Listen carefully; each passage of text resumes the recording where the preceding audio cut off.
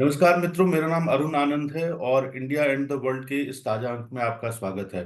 हम आपको एक क्विक अपडेट देंगे पाकिस्तान में जनरल इलेक्शंस के बारे में।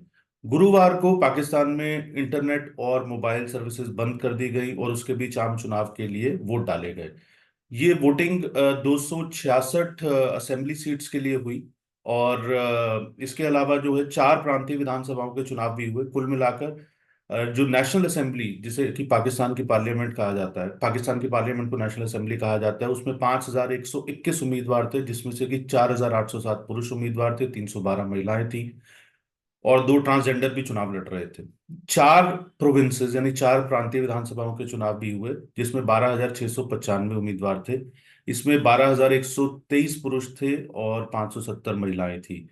इमरान खान की पार्टी पाकिस्तान तहरीक इंसाफ, नवाज शरीफ की पार्टी पीएमएलएन, जिसे कि पाकिस्तान मुस्लिम लीग नवाज कहा जाता है, और पाकिस्तान पीपल्स पार्टी, ये तीन पार्टियां इस चुनाव में थी। चुनावी मैदान में आपस में एक दूसरे को टक्कर दे रही थी। इसके अलावा कुछ और छोटी मोटी पार्टियां भी थी।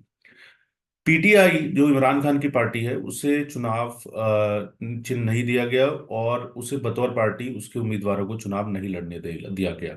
देर शाम 5 बजे तक 5 बजे तक इलेक्शंस में वोट डाले गए और 5 बजे के बाद वहां काउंटिंग शुरू हुई।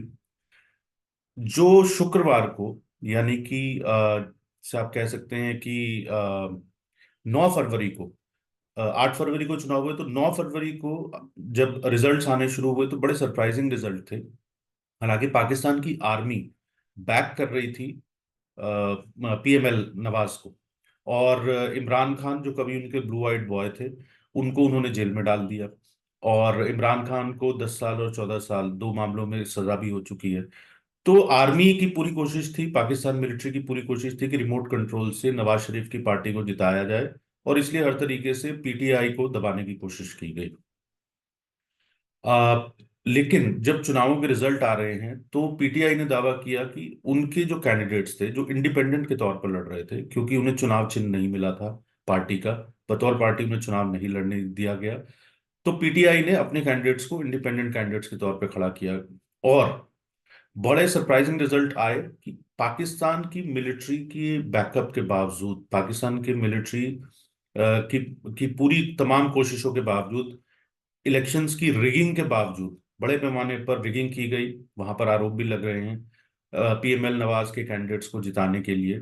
लेकिन बड़े पैमाने पर रिगिंग के बावजूद पाकिस्तान तहरीक इंसाफ की के लगभग 266 में से 150 से ज्यादा सीटों पर कैंडिडेट्स लीड कर रहे हैं। ये पीटीआई का भी दावा है और ये बहुत सारे इंडिपेंडेंट सोर्सेस का भी वहां पर दावा है। तो नतीजा क्या हुआ कि चुनाव परिणाम, जो कि शुक्रवार दोपहर तक यानी 9 फरवरी की दोपहर तक घोषित हो जाने चाहिए थे, उसे रोक लिया गया है। अब ये देखना दिलचस्प होगा कि आगे इस मामले में क्या होता है। ऐसा लगता है कि पाकिस्तान की मिलिट्री के लिए एक बहुत बड़ा झटका है और वो पूरी कोशिश करेगी कि पीएमएल, जो नवाज, यानी कि पाकिस्तान मुस्लिम लीग नवाज, जो नवाज शरीफ की पार्टी है, उसको, अगर वो जमीन पर नहीं भी जीती है तो किसी भी तरीके से कागजों में जिताया जाए।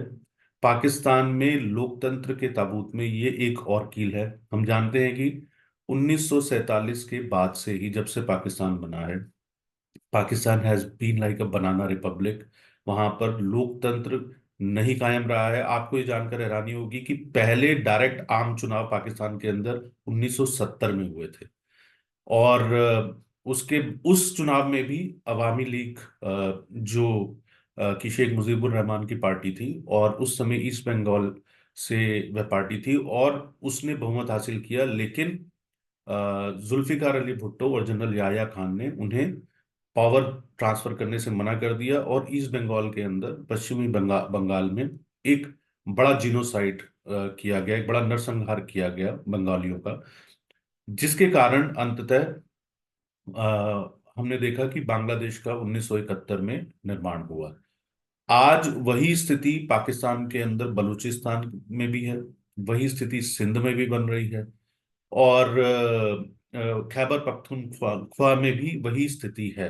तो खैबर पख्तूनख्वा में कल, यानी कि गुरुवार को, 8 फरवरी को, इलेक्शंस के दौरान ब्लास्ट भी हुए, और कई पुलिसकर्मियों की मौत हुई। इसके अलावा इससे पहले के कुछ दिनों में हमने देखा कि बहुत सारे बलूचिस्तान के अंदर हिंसा हुई।